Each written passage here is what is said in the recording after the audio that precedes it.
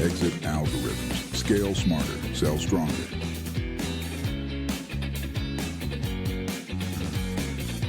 Welcome to Exit Algorithms, the podcast where we decode what it really takes to unlock growth, streamline operations, and prepare your business for a high-value exit. I'm your host, Pete Vera, and today we have Alfredo Limon in the building. He's a MARSOC veteran from the 1st Marine Raider Battalion, one of the most elite special operations units in the U.S. military, with 25 years in the trucking and transportation industry.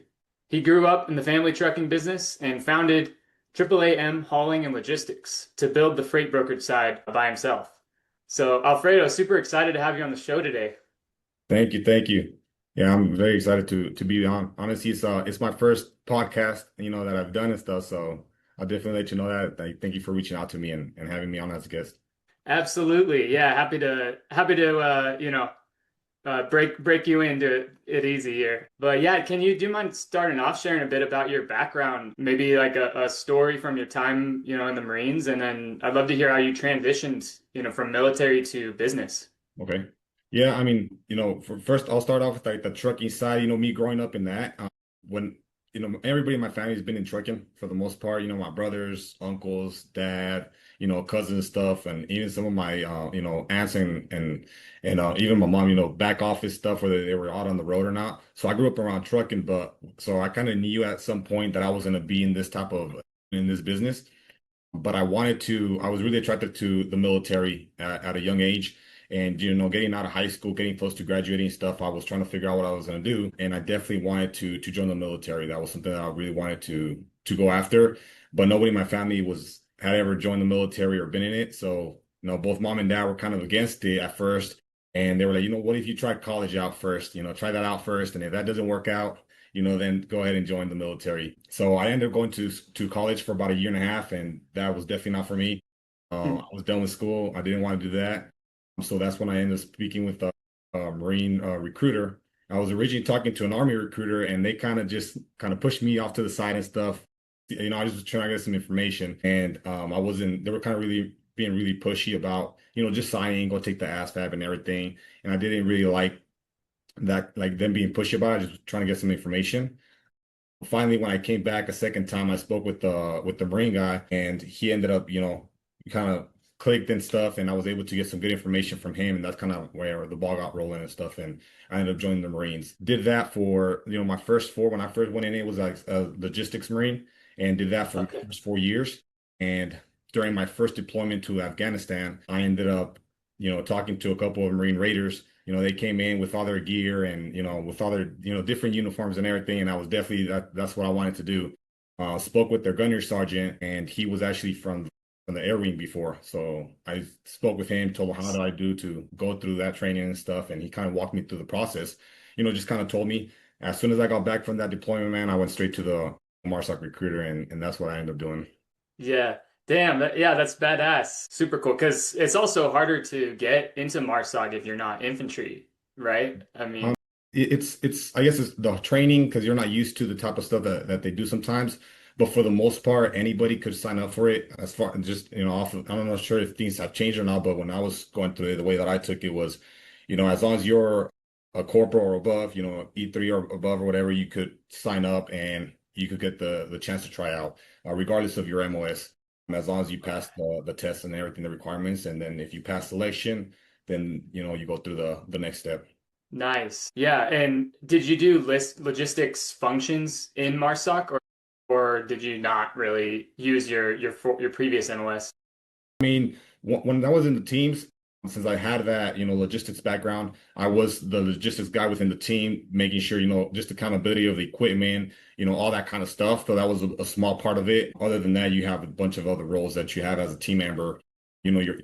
First of all, I was a JTech, so that was my main focus as a JTech.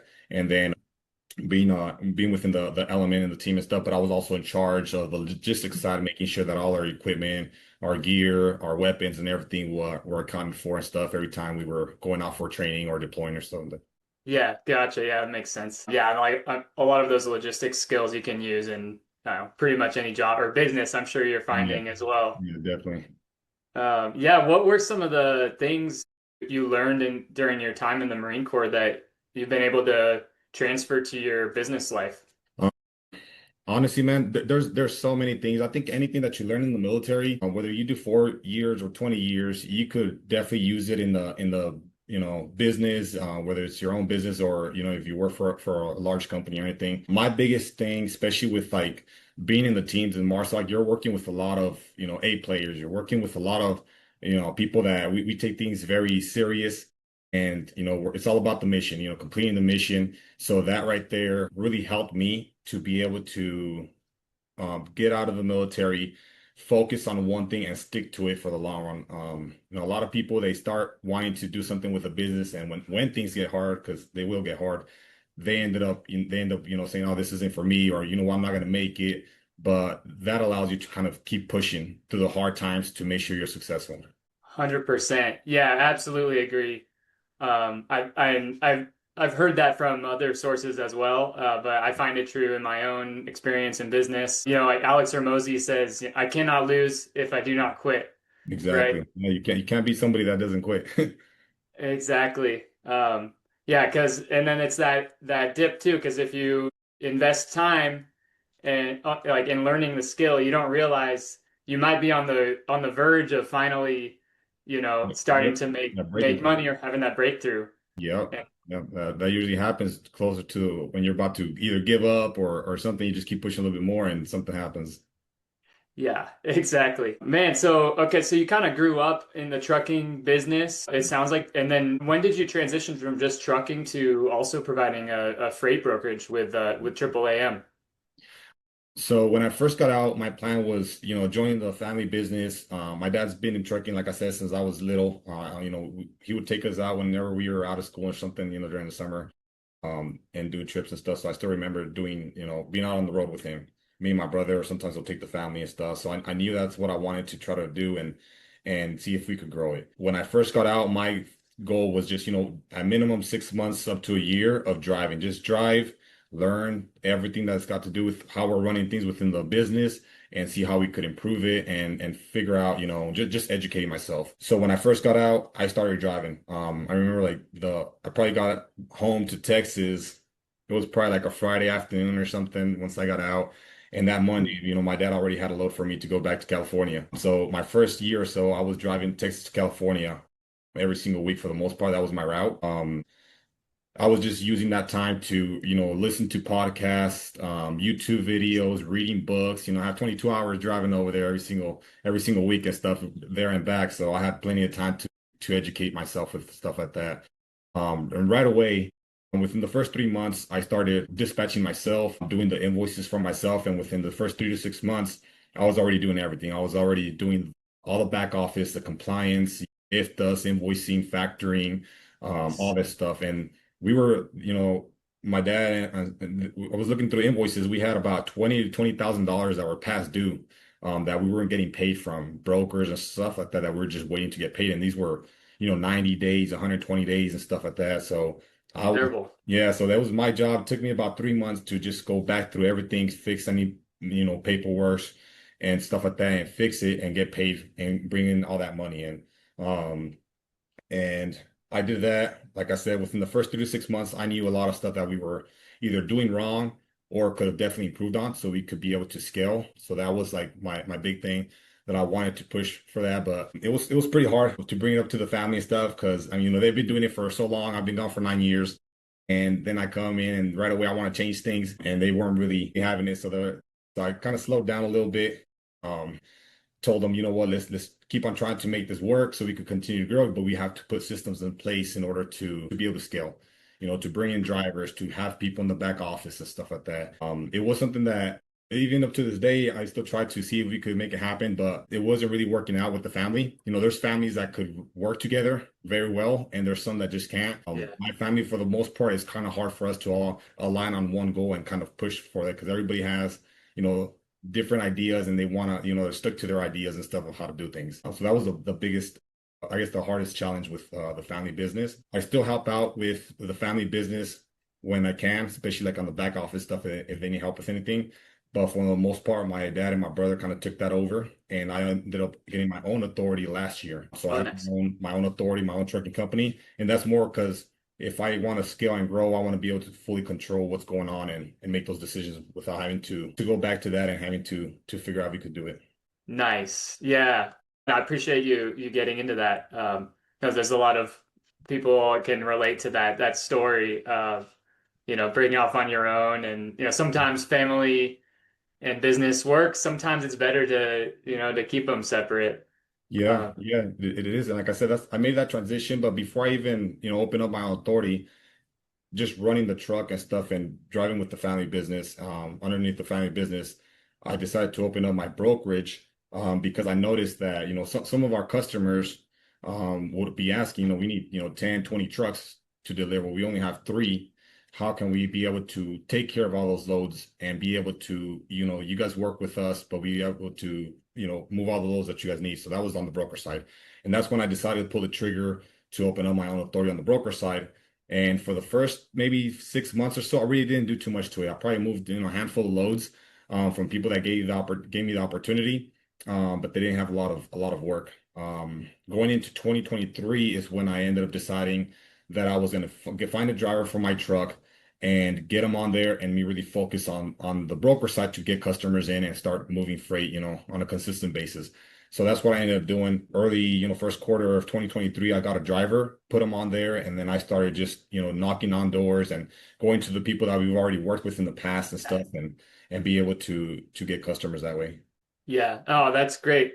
Yeah. I love your story. It's awesome. It's funny. I'm reading biography on Alan Lund right now, from Alan Lund Company. But he started his freight brokerage with that like, really intricate like industry knowledge of the perspective of a truck driver. The trucking And side, nice. yeah, and he's like that is what enabled him to have so much success, and becoming a billion-dollar company eventually was Mhm. his relationship with the drivers and like and treating them right and understanding their problems. It is. Um, Yeah, it is because that's very important, man. Like I spoke with a lot of customers, a lot of shippers and stuff. We're moving loads for them, and they don't understand the truck side, and a lot of the brokers that they work with don't understand the trucking side, So as a driver myself, I consider myself first a driver before a broker or anything. I know the frustrations that they have, and they're like, well, why can't he do this? Well, it's because of this, this, and this, and and there's been times where I have drivers try to kind of pull a fast one on me and start asking, oh, well, I want to get paid this much more because of this load, and I tell them, no, that's not how it works, brother. I was like, I know how this works because I've done that load myself. And then I explain it to them and they just kind of stay quiet and they're like, yeah, he knows what he's talking about. yeah, yeah, very important. Yeah, and then using your time wisely too, those long drives, you can just crush some audiobooks and things Yeah. like that, right? Yeah. Honestly, I'm not a big fan of local stuff, but I could definitely get on the truck on Monday morning, just hit the road and be out all day just driving. I love it just because, like I said, I could listen to my audiobooks. I could listen to podcasts and stuff and just catch up on that kind of stuff that really helps me get more knowledge and kind of seeing what's my next step, really think about, what's my next move and what I'm going to do next. Definitely. Yeah, it's time for strategizing and work on your business in that Mhm. time. It is. Uh, that's very, very valuable. I've heard it called the automobile university. It works. It definitely works.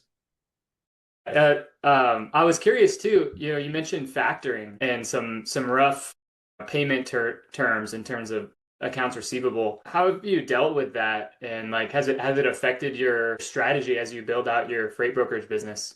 Right now, not really, honestly. But at the very beginning, it did more because we were really new and a lot of the carriers didn't want to work directly with us. They wanted to go straight to the factoring companies, and the factoring companies didn't want to accept us, or they had a very limited amount that we could use towards them.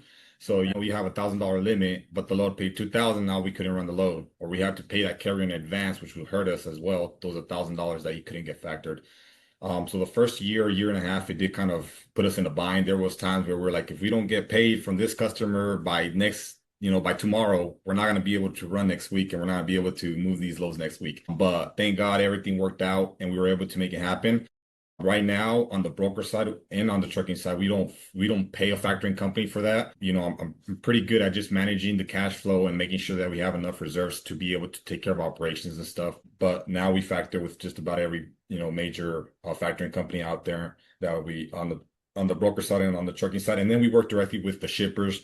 We're not doing a lot of stuff with other brokers like on the trucking side or anything, and our customers are pretty good at paying for the most part. We get paid on time. Sometimes they pay a little early and stuff, so that definitely helps out and stuff. So that's my thing, like working with customers that are able to pay you on time and that take that serious. If they're taking too long to pay, which has happened before, we start cutting that down. We can't move this many loads other than, until you pay these invoices off and stuff, because that will put you in a bind, especially as a small business.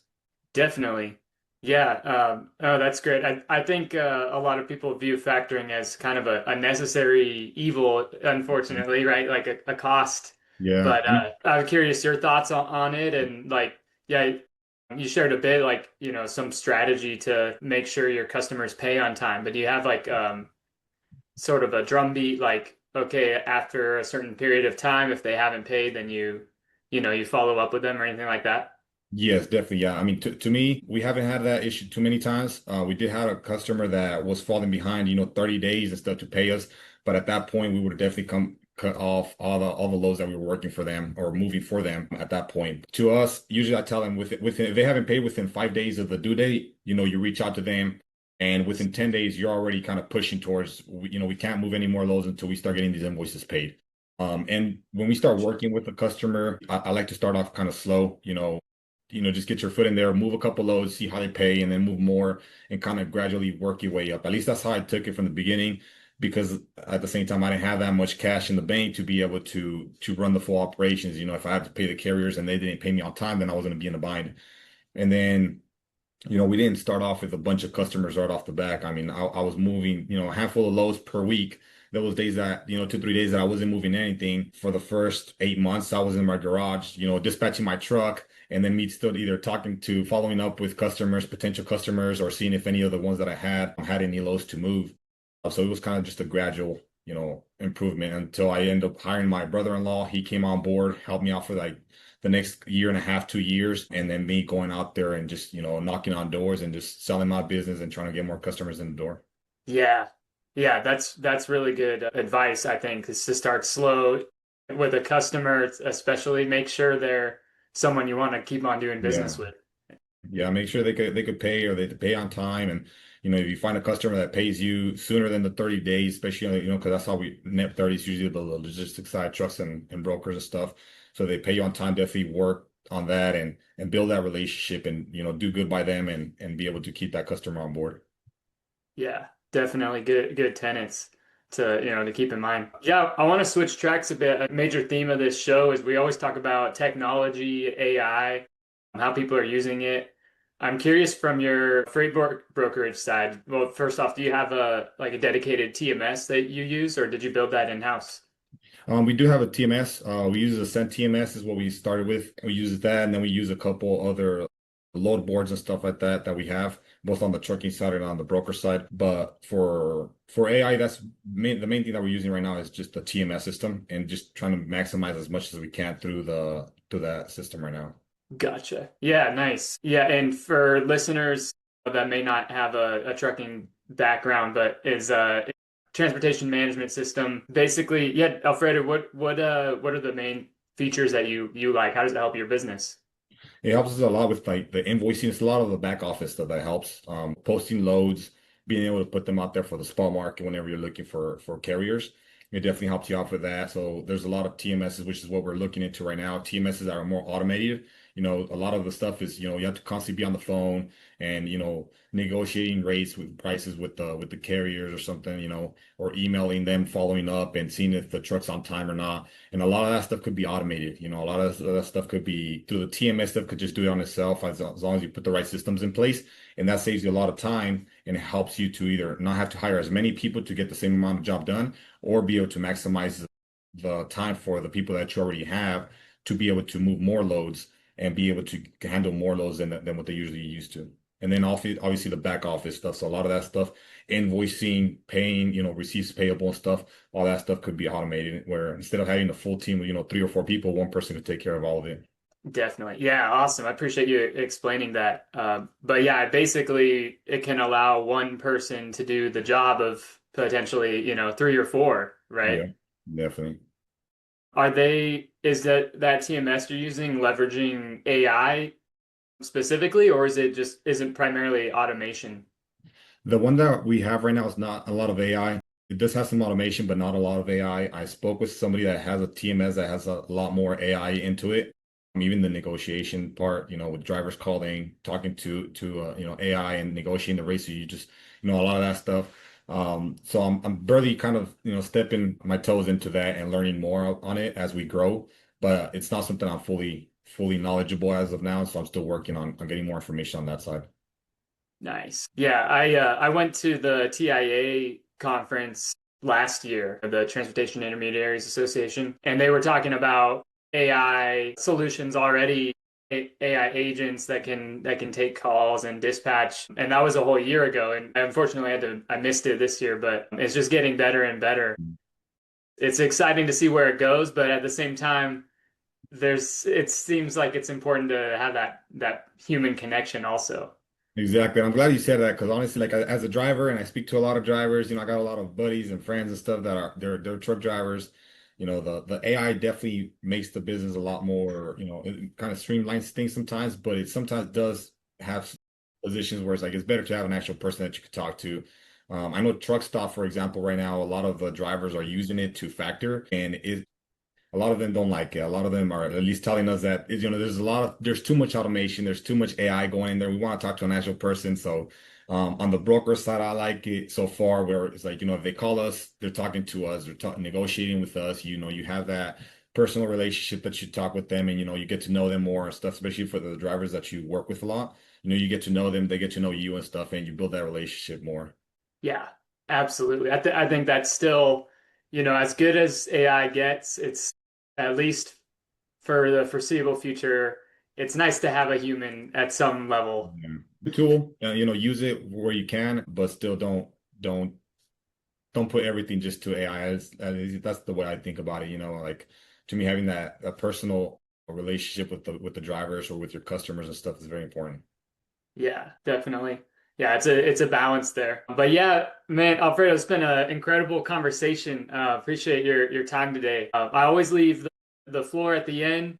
If you had one practical tip for listeners, maybe veterans listening that want to make that transition from service to business, what would that be?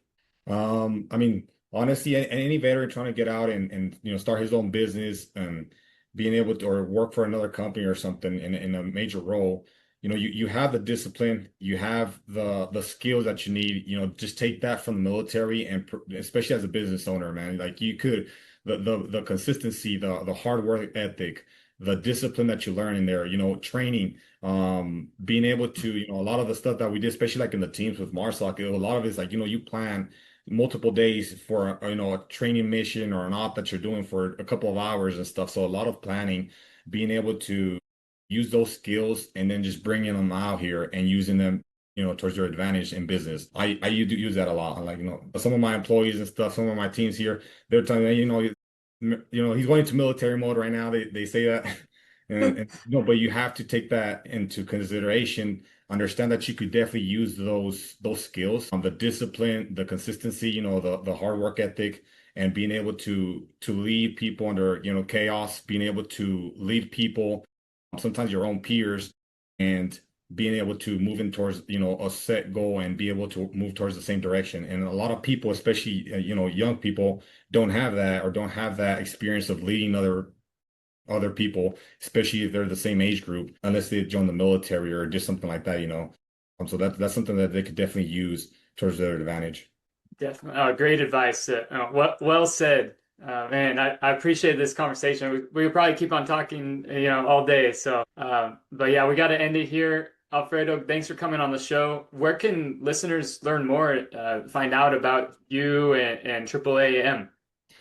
I mean, right now, just my Facebook and LinkedIn. LinkedIn is basically those two are the ones. Like I said, I'm not too much on social media or anything, but I'm definitely looking to get more into that.